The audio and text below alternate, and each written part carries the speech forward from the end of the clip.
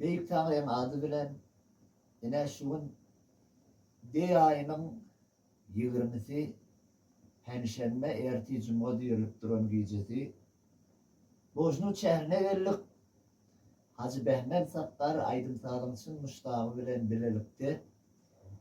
Erir bağışı doğanmaz bağışılığı da diysem yiti bir yat zat İnşallah gelecekte Türkmen Sahran içine girdik kimi parlayacak oğulların biri Erfancan Şahitcu.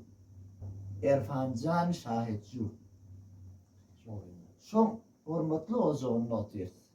Yine siz tomoşuçulara, siz Aydın Sağlam muştaqlarına dutarım diyen halkaydım, dutarım diyen aydım aydıp beriye dinlen lezzet al.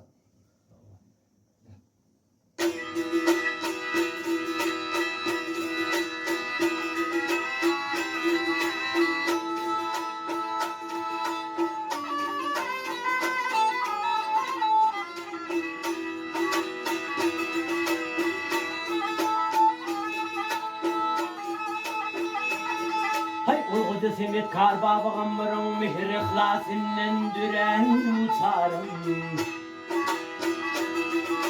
Aylı hasret basındı döktüğünler, ovazım yandan seyrer uçarım.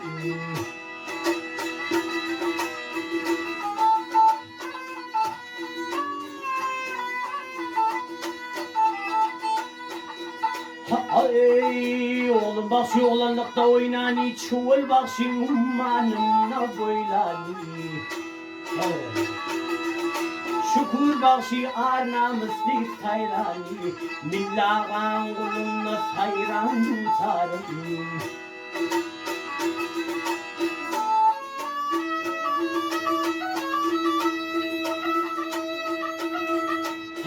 Hey necip yangan yer fırlağın pendim.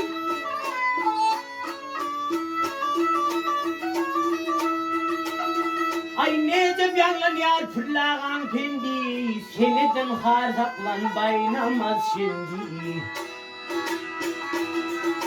Han sehet ustanın ustad tirdendi. Cebbar bilen bağa giren tutarım.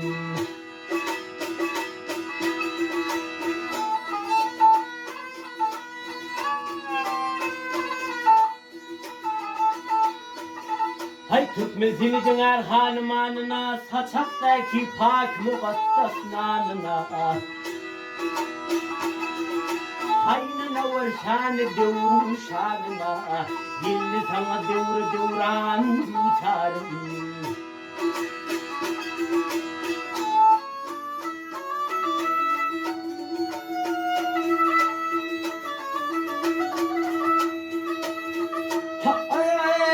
Perdeninle munlep bu kan gondumi, insan oğlu seni dinlep kandumi.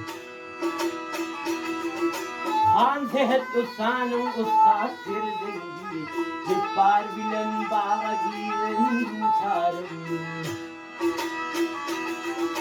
Yanlanan da kara delin yandı mi, gözü yaşlı bağrı giryan tutarım.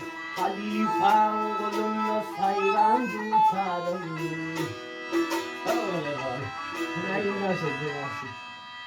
Yo, bu şuna var sen.